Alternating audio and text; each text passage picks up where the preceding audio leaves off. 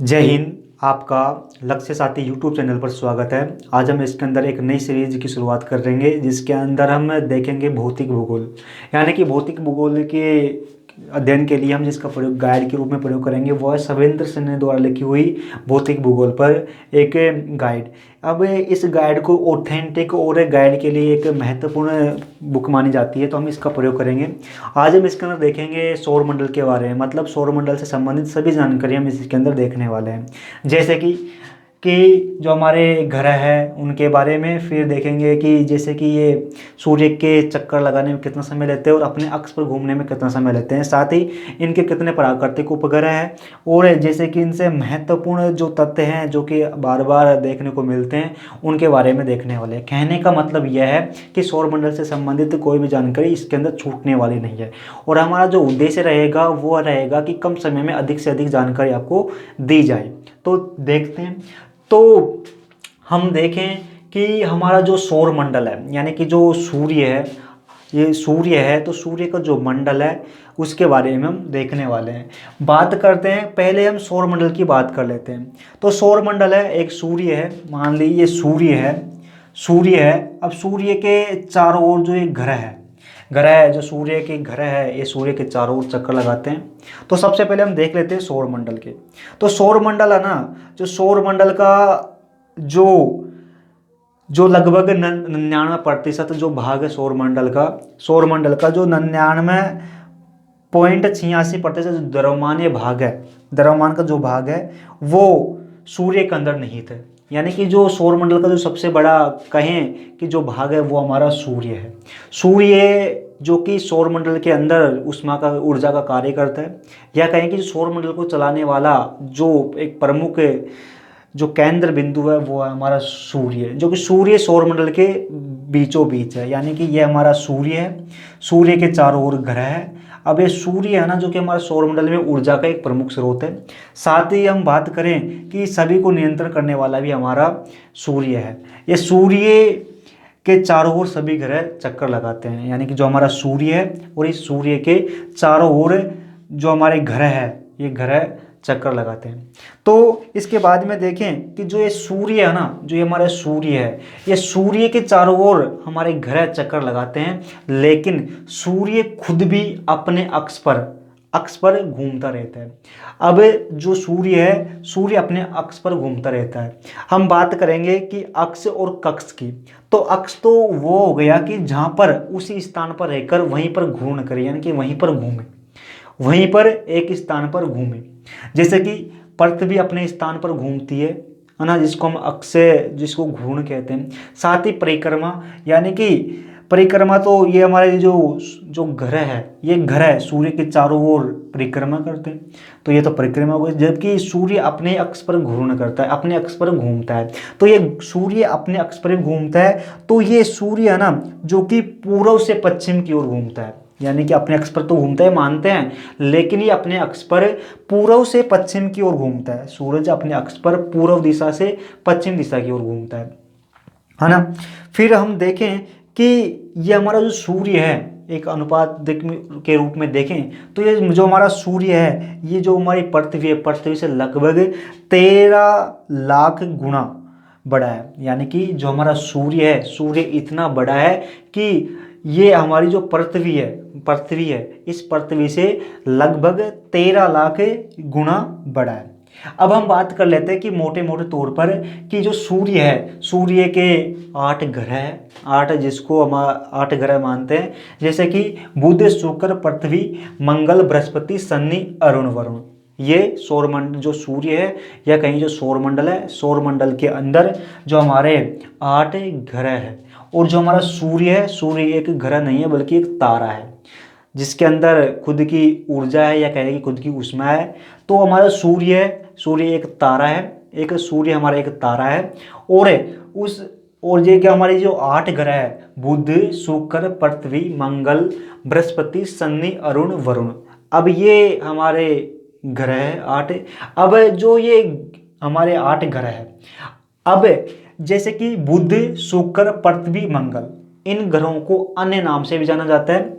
जैसे कि इनको आंतरिक ग्रह भी कहा जाता है। आंतरिक ग्रह बुध, शुक्र, पृथ्वी, मंगल, इन चारों ग्रहों को आंतरिक ग्रह भी कहा जाता है। क्योंकि इसलिए कहा जाता है कि भाई ये यहाँ पर है ना, मंगल और बृहस्पति ग्रह के बीच में ये क्षुद्र ग्रह पाए जाते हैं, या कहीं ये क्षुद्र ग्रह है ना, जो कि ग्रह जो बने थे इनके टुकड़े हैं, छोटे छोटे टुकड़े हैं जो कि मंगल और बृहस्पति के मध्य पाए जाते हैं। तो जो ये क्षुद्र ग्रह है, क्षुद्र ग्रह और सूर्य के मध्य के जो ग्रह है चार, जैसे कि बुध, शुक्र, पृथ्वी और मंगल, इनको कहा जाता है आंतरिक ग्रह, आंतरिक ग्रह कहा जाता है। और बृहस्पति, शनि, अरुण, वरुण, इन चारों को कहा जाता है बाह्य ग्रह, बाह्य ग्रह। साथ ही भाई कि जो ये क्षुद्र ग्रह है, या कहें कि ग्रह के जो छोटे छोटे टुकड़े हैं, इनके और जो सूर्य के मध्य ग्रह है, सूर्य के और क्षुद्र ग्रहों के जो मध्य ग्रह है, जैसे कि बुध, शुक्र, पृथ्वी, मंगल, इनको कहा जाता है आंतरिक ग्रह। और क्षुद्र ग्रह के बाद जो बृहस्पति, शनि, अरुण, वरुण, इन चारों को कहा जाता है बाह्य ग्रह, बाह्य ग्रह कहा जाता है। इसके बाद में देखें कि भाई जो बुध, शुक्र, पृथ्वी और मंगल, इनको लघु ग्रह भी कहा जाता है, या कहें कि छोटे ग्रह भी कहा जाता है। जैसे कि बुध, शुक्र, पृथ्वी, मंगल, इनको लघु ग्रह कहा जाता है। और फिर बृहस्पति, शनि, अरुण, वरुण को वृद्धाकार ग्रह भी कहा जाता है, वृद्धाकार ग्रह भी कहा जाता है।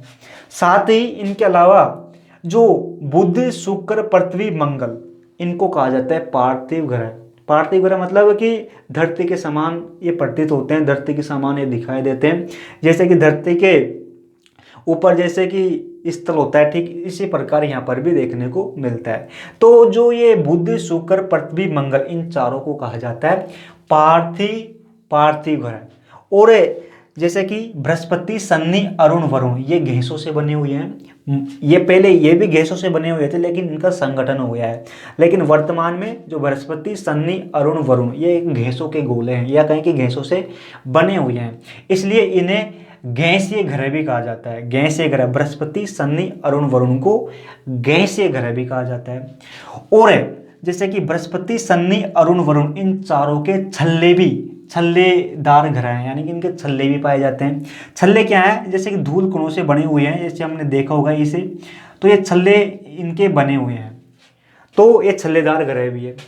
तो एक और रोज बता देते हैं, जैसे कि बुध, शुक्र, पृथ्वी, मंगल, इनको कहा जाता है आंतरिक ग्रह, या कहें लघु ग्रह, या कहें पार्थिव ग्रह। बुध, शुक्र, पृथ्वी, मंगल को ये तीनों नामों से जाना जाता है। साथ ही इनके बाद में बृहस्पति, शनि, अरुण, वरुण, इन चारों ग्रहों को बाह्य ग्रह या गैसीय ग्रह या छल्लेदार ग्रह के नाम से जाना जाता है, इनको कहा जाता है।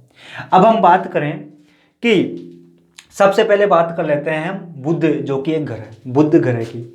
बुध जो कि सूर्य के सबसे नजदीक वाला ग्रह है, नजदीक वाला ग्रह है। लेकिन इससे जानने से पहले हम एक बात जान लेते हैं कि हमारा जो सूर्य है, हमारा सूर्य है, अब ये सूर्य क्या है कि बहुत ही गर्म है, बहुत ही गर्म अवस्था में। तो ये गर्म अवस्था में है ना, तो इस सूर्य को भी कुछ अनेक नामों से जाना जाता है, सूर्य को भी। तो सूर्य का जो ये किनारा है, या कहें कि सूर्य की जो सतह है, जो सूर्य की सतह है, जैसे कि ये सूर्य है, तो सूर्य की जो सतह है ना, जो सूर्य की सतह है, इसको कहा जाता है वर्णमंडल। सूर्य की जो सतह है इसको कहा जाता है वर्णमंडल, वर्णमंडल। और जो ये सूर्य के ऊपर का भाग है, यानी कि जो सूर्य है और सूर्य के ऊपर का भाग है, जो कि गर्म अवस्था में, या कहें कि गर्म अवस्था में, इसलिए इसको कहा जाता है प्रकाश मंडल।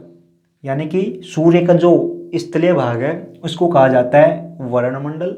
साथ ही अब स्थल से कुछ ऊंचा भाग सूरज है, सूरज से कुछ दूरी तक जो भाग है जो अत्यंत गर्म माना जाता है, उसको कहा जाता है प्रकाश मंडल, प्रकाश मंडल। अब आपने कभी ना कभी तो देखा ही होगा कि सूर्य से लपटें उठती रहती है, लपटें उठती रहती है। तो ये सूर्य है ना, तो सूर्य से बड़ी बड़ी जो कि प्लाज्मा में, या कहें कि गर्म लावे की रूप, गर्म है ना, जो यहाँ से उठती रहती है ना, इसको कहा जाता है सौर ज्वाला। ज्वाला के रूप में सूर्य बहुत गर्म है, तो हमने देखा होगा कभी तो कि यहाँ से ज्वाला सी उठती रहती है, तो इसको कहा जाता है ज्वाला, सौर ज्वाला, जो कि अत्यंत गर्म होती है। और ये सौर ज्वाला जो सूर्य के जिस स्थान से उठती है, जो ये सौर ज्वाला है, ये सौर ज्वाला सूर्य के जिस स्थान से उठती है ना, जिस भाग से उठती है, या कहें कि जिस से यहाँ ये ज्वाला सौर ज्वाला उठती है, उसको कहा जाता है सौर कलंक। फिर से देखते हैं कि जो सूर्य की जो सतह है उसको कहा जाता है वर्ण मंडल, और सूर्य की जो सतह से कुछ दूरी तक जो भाग है जो कि अत्यंत गर्म है उसको कहा जाता है प्रकाश मंडल। और जो ज्वाला उठती है कि सूर्य पर बहुत सी ज्वाला उठती रहती है जिसको कहा जाता है सौर ज्वाला, और ये सौर ज्वाला जिस स्थान से उठती है, सूर्य के जिस स्थान से, उसको कहा जाता है सौर कलंक। अब ये सौर ज्वाला है ना, सौर ज्वाला जो कि दूर दूर तक जाती रहती है, जैसे कि सौर ज्वाला अत्यंत गर्म होती है तो ये हमारे बुध ग्रह पर आती है, जिसके कारण क्या होती है कि ये बुध अत्यंत गर्म हो जाता है। सौर ज्वाला को हम देख लेंगे धीरे धीरे, है ना। तो अब बात करें कि बुध ग्रह की, जो बुध ग्रह है, ये बुध ग्रह जो कि सूर्य के सबसे नजदीक वाला ग्रह है, या कहें कि सूर्य के सबसे पास वाला ग्रह है, वो है बुध। तो बुध सूर्य के सबसे नजदीक ग्रह, साथ ही ये जो बुध ग्रह है, ये बुध ग्रह है, तो बुध ग्रह सबसे, इन ग्रहों में से सबसे जल्दी सूर्य के चक्कर लगा लेता है, सबसे जल्दी चक्कर लगा लेता है। पहली बात कि बुध ग्रह है, ये सूर्य के सबसे नजदीक है, साथ ही जो ये बुध है, बुध सूर्य के चारों ओर परिक्रमा सभी ग्रहों की तुलना में सबसे जल्दी कर लेता है। तो बुध ग्रह सबसे जल्दी सूर्य के चारों ओर परिक्रमा कर लेता है। साथ ही जो ये बुध ग्रह है, ये बुध ग्रह सबसे छोटा ग्रह भी है, सबसे छोटा ग्रह भी बुध है। साथ ही ये बुध है ना, इस बुध का कोई भी वायुमंडल नहीं है, कोई भी वायुमंडल मौजूद नहीं है। तो हमने देखा क्या ये सौर ज्वाला है जो कि अत्यंत गर्म है, इसका कोई वायुमंडल नहीं है बुध का, तो ये सौर ज्वाला बुध पर चली जाती है और बुध को दिन में बहुत ही गर्म कर देती है, बहुत ही गर्म कर देती है। लेकिन जैसे ही रात होती है तो वो जो ज्वाला थी वो इस वायुमंडल न होने के कारण यहाँ से चला जाता है। इसके कारण ये दिन में तो बहुत गर्म हो जाता है और रात में बहुत ठंडा हो जाता है। अब इसके बाद में ये जो बुध ग्रह है ये बहुत हल्का भी है, यानी कि सबसे हल्का जो ग्रह है इन 8 ग्रहों में से वो बुध है। तो जैसे कि बुध सूर्य के सबसे नजदीक वाला ग्रह है ना। फिर देखें कि ये बुध है सूर्य के चारों ओर परिक्रमा सबसे जल्दी कर लेता है और ग्रहों की तुलना में। फिर देखें कि बुध का कोई भी वायुमंडल नहीं है, साथ ही ये बुध सबसे हल्का वाला ग्रह भी है। फिर देखें कि ये बुध है ना, बुध जो कि सूर्य के चारों ओर एक चक्कर लगाने में या कहें कि परिक्रमा करने में ये लेता है 88 दिन, केवल 88 दिनों में ये सूर्य की एक परिक्रमा कर लेता है 88 दिनों में। और ये बुध जो अपने अक्ष पर या कहें कि अपने स्थान पर घूमता है, जिससे दिन और रात होती है, कि जो ये ग्रह है, ये जितने भी ग्रह है, ये सूर्य के चारों ओर परिक्रमा करेंगे, जिससे तो जलवायु परिवर्तन होगी, यानी कि जलवायु कभी गर्मी कभी सर्दी आएगी, है ना। और ये अपने अक्ष पर ही घूमेंगे, ये अपने अक्ष पर ही घूमेंगे ना, तो इससे दिन और रात होंगे, इससे दिन और रात होंगे। तो ये बुध है ना जो कि सूर्य के चारों ओर परिक्रमा करने में तो लेता है 88 दिन, और अपने अक्ष पर घूमने में लेता है ये 59 दिन। पूरे सूरज के चारों चक्कर लगाने में तो 88 दिन और अपने अक्ष पर घूमने में ये लेता है 59 दिन, जिससे दिन और रात होती है। अब हम बात करें कि शुक्र ग्रह की।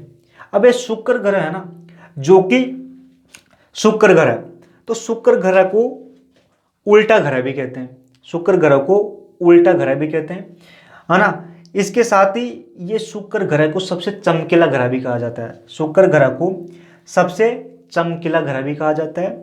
और इस शुक्र ग्रह के अन्य नाम और है, जैसे कि इसे सबसे सुंदर शुक्र ग्रह को सबसे सुंदर ग्रह भी कहा जाता है।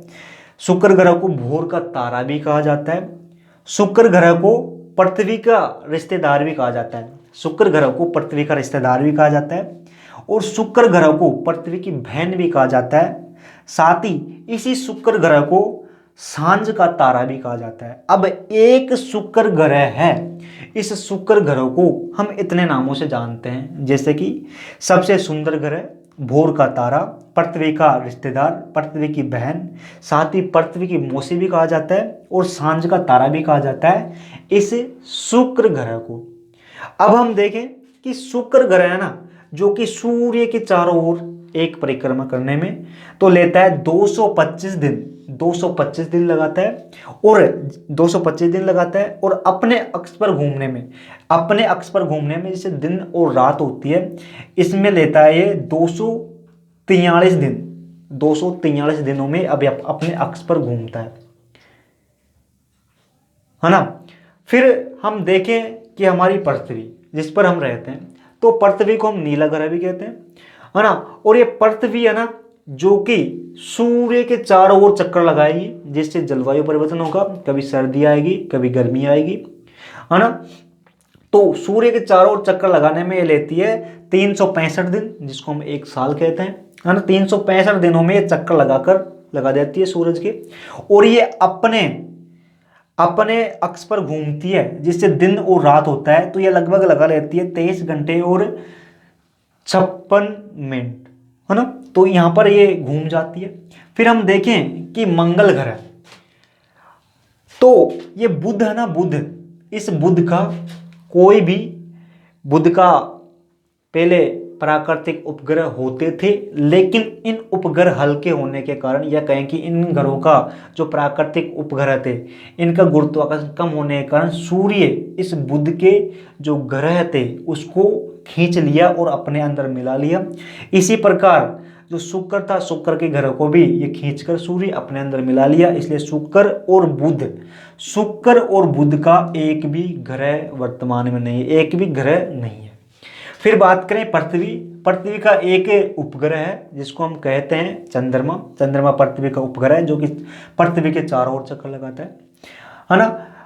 अब देखें कि मंगल ग्रह, तो मंगल पृथ्वी के बाद में मंगल ग्रह आता है। अब मंगल ग्रह के बारे में देखें तो मंगल ग्रह को लाल ग्रह भी कहा जाता है। मंगल ग्रह के 2 उपग्रह, प्राकृतिक 2 उपग्रह, जिसका नाम है फोबोस और डीमोस।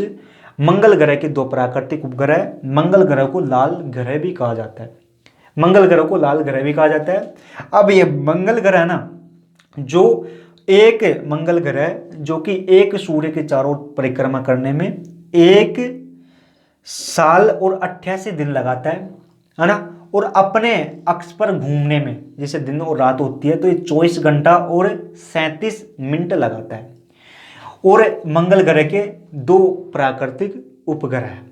अब इस मंगल ग्रह और बृहस्पति जो ग्रह है, इन ग्रहों के बीच में हमको देखने को मिलता है क्षुद्र ग्रह। अब ये क्षुद्र ग्रह है ना, जो एक ग्रह है जो बने थे, इन ग्रहों के टुकड़े हैं छोटे छोटे, या कहें कि ये क्षुद्र ग्रह छोटे छोटे टुकड़े हैं। अब ये इतनी बहुत अधिक संख्या में क्षुद्र ग्रह, अब ये क्षुद्र ग्रह भी सूर्य के चारों ओर फैले हुए हैं, उसके चक्कर लगाते रहते हैं। लेकिन क्या होता है कि ये क्षुद्र ग्रह है ना, इन क्षुद्र ग्रहों के टुकड़े पृथ्वी पर, मंगल पर, इन ग्रहों पर आकर गिरते रहते हैं। अब गिरने का कारण क्या है कि हमको पता है कि जो एक ग्रह होते हैं, जैसे कि पृथ्वी या मंगल है, इनके अंदर गुरुत्वाकर्षण बल पाया जाता है, यानी कि ये दूसरी वस्तुओं को इनके जो एरिया क्षेत्र है उसके अंदर खींचते रहते हैं। यानी कि मंगल ग्रह जब यहाँ से जा रहा होता है, तो मंगल ग्रह जो क्षुद्र ग्रह, इस पर अपना गुरुत्वाकर्षण बल लगाते हैं, जिसके कारण जो ये क्षुद्र ग्रह है ना, जो कि मंगल ग्रह की ओर आते हैं। अब मंगल ग्रह तो आगे चला जाता है और पीछे से पृथ्वी आ रही होती है, तो ये है ना, मंगल ग्रह तो आगे चला गया और ये क्षुद्र ग्रह है ना, जो कि पृथ्वी पर तक पहुंच जाते हैं। पृथ्वी तक पहुंच जाते हैं। अब ये क्षुद्र ग्रह थे ना, क्षुद्र ग्रह यहाँ तो क्षुद्र ग्रह थे, लेकिन जैसे ही मंगल इन क्षुद्र ग्रहों को अपनी ओर खींचता है तो इनको कहा जाता है उल्का, इनको कहा जाता है उल्का। अब जैसे ये उल्का मंगल ग्रह पर या पृथ्वी पर गिर जाते हैं, जैसे ही ये क्षुद्र ग्रह थे, क्षुद्र ग्रहों को मंगल ग्रह खींचा अपने बल के कारण, तो जब ये रास्ते में होते हैं तो इनको कहा जाता है उल्का। और ये जब गिर जाते हैं किसी ग्रह पर तो इनको कहा जाता है उल्का पिंड। अब जैसे ही उल्का पिंड पृथ्वी के वायुमंडल में आता है तो ये उल्का जलने लगते हैं, जलकर ये प्रकाश देते हैं, है ना। तो हमको लगता है टूटता हुआ तारा। कभी कभी ये उल्का जो कि पृथ्वी पर गिर जाते हैं और गड्ढा भी कर देते हैं, जब ये पूर्ण रूप से जलते नहीं है तो पृथ्वी पर गिर जाते हैं। तो और कभी ना कभी यहीं से कोई उल्का पिंड आया और ये पृथ्वी पर गिर गया बड़ा सारा, जिसके कारण जो प्रशांत महासागर है इसका निर्माण हुआ। या ऐसा माना जाता है कि ये उल्का है ना, ये उल्का पिंड हर रोज गिरते रहते हैं, हर रोज आते रहते हैं, लेकिन जो पृथ्वी का वायुमंडल है ये उनको वायुमंडल में ही जलाकर राख कर देता है। जबकि कुछ जो भारी होते हैं वो कभी कभी पृथ्वी की सतह पर ही पहुंच जाते हैं, और है ना। अब जैसे क्षुद्र ग्रह है, क्षुद्र ग्रह के बाद में हमको देखने को मिलता है बृहस्पति। अब बृहस्पति के बारे में देखें तो ये बृहस्पति है ना जो कि सबसे अधिक आकर्षण है, यानी कि बृहस्पति सबसे बड़ा है और इसके अंदर सबसे बड़ा अधिक आकर्षण बल भी है, यानी कि दूसरों को खींचने की क्षमता भी इसके अंदर ग्रहों के अंदर सबसे अधिक पाई जाती है बृहस्पति। अब ये बृहस्पति है ना जो ये ग्रह है इन ग्रहों में सबसे बड़ा है, आकार में सबसे बड़ा है, साथ ही सबसे भारी भी है, सबसे बड़ा भी है बृहस्पति और सबसे भारी भी है। साथ ही जो ये बृहस्पति है ना, इस बृहस्पति के सबसे अधिक प्राकृतिक उपग्रह है। इस बृहस्पति के लगभग 69 प्राकृतिक उपग्रह है ये सब, लेकिन ये उपग्रहों की संख्या है ना कभी बढ़ती रहती है कभी कम होती रहती है, क्योंकि कभी तो जो ये विद्वान इनको उपग्रहों को शामिल करते हैं कभी हटाते रहते हैं, इसलिए ये संख्या कभी बढ़ती रहती है कभी घटती रहती है ना। तो बृहस्पति के 69 उपग्रह और ये बृहस्पति सबसे बड़ा ग्रह है, साथ ही सबसे भारी ग्रह भी है, साथ ही बृहस्पति के अंदर सबसे अधिक आकर्षण बल भी है। साथ ही ये बृहस्पति है ना, बृहस्पति जो कि अपने जो अक्ष है जहाँ पर ये दिन रात करता है घूमकर, तो ये अपने अक्ष पर सबसे इन ग्रहों की तुलना में सबसे कम समय में अपने अक्ष पर घूम लेता है, घूमकर अपना अपने अक्ष पर घूम लेता है सबसे जल्दी, यानी कि अपने अक्ष पर सबसे जल्दी चक्कर भी लगा लेता है। साथ ही जो ये बृहस्पति है इस बृहस्पति के 3 छल्ले भी है। अब ये छल्ले क्या होते हैं, ये छल्ले आपने कभी देखा होगा, ये छल्ले धूल कणों के ऐसे बने होते हैं जो कि इनके चारों ओर इन्हीं ग्रहों के जो धूल कण के टुकड़े वगैरह है इनके चारों ओर चक्कर लगाते रहते हैं। अब हम बात करें कि ये बृहस्पति है ना जो कि सूर्य के चारों ओर चक्कर लगाने में 11 साल और 86 दिन के लगभग लगते हैं, और ये अपने जो अक्ष पर घूमने में केवल 9 घंटे और 56 मिनट ही लगाता है। अब इनके बाद में बात करें कि शनि। अब ये शनि जो हमारा जो ग्रह है ये शनि जो कि इसको आकाश गंगा जैसा माना जाता है, शनि ग्रह को आकाश जो गंगाएं होती है ये वैसा दिखाई देता है, इसलिए इनको आकाश गंगा जैसा कहा जाता है। साथ ही ये सबसे है ना, और जो ये शनि है इस शनि का जो सबसे बड़ा प्राकृतिक उपग्रह है, यानी कि उपग्रह यानी कि ग्रहों का भी जो ग्रहों के चक्कर लगाए, तो सबसे बड़ा उपग्रह है इस शनि का, उसका नाम है टाइटन। और इसके जो शनि है इस शनि के भी छल्ले हैं। अब ये छल्ले कितने हैं, ये छल्ले हैं 7, नहीं छल्ले ये 7 छल्ले हैं शनि ग्रह के।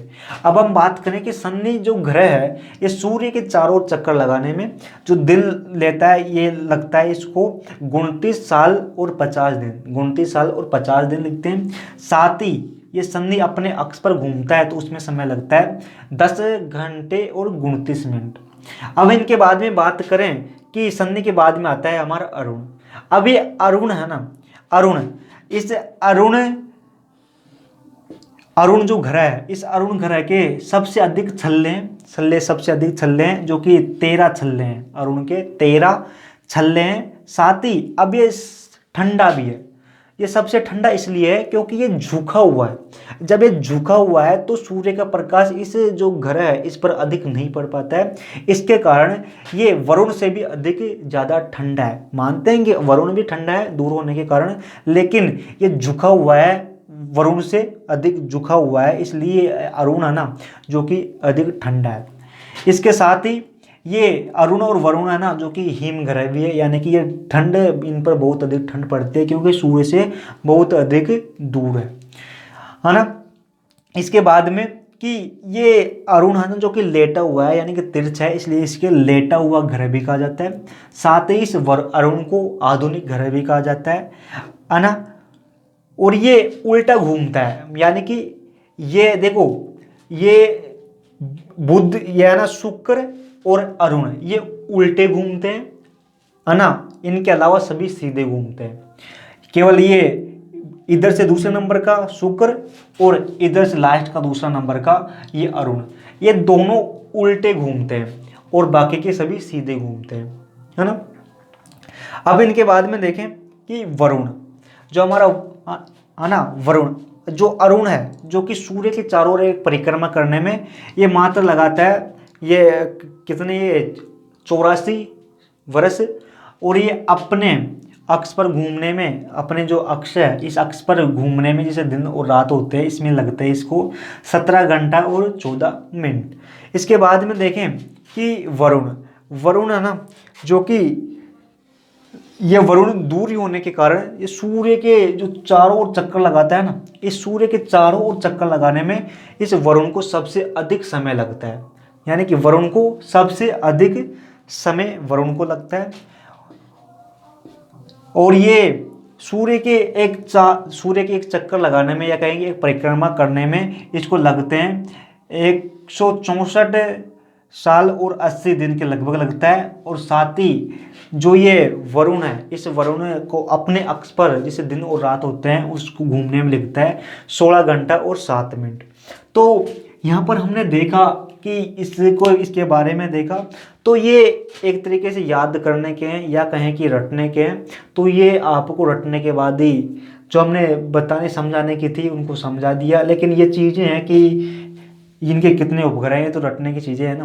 तो फिर इस रिवीजन के लिए आप इसको फिर से देख सकते हैं। साथ ही जो इस वीडियो को डिस्क्रिप्शन है इसके अंदर टेलीग्राम चैनल की लिंक मिल जाएंगी, उस पर इनसे संबंधित जो नोट्स है वो उस पर मिल जाएंगे। तो हम देखेंगे इसके अलावा जो सौरमंडल का ये पार्ट, यानी कि जो सीरीज नंबर 1 थी, अब जो हमारी जो सीरीज नंबर 2 आएगी उसके अंदर अगला इसके आगे का देखेंगे, यानी कि जो भौतिक भूगोल में जो आगे का है वो देखेंगे। फिर मिलते हैं। जय हिंद। बताना कि कैसा लगा, कि कौन सी जो कमियां हैं उनको सुधारें या जो कंटेंट कम लें या ज़्यादा लें, है ना। फिर मिलते हैं। जय हिंद।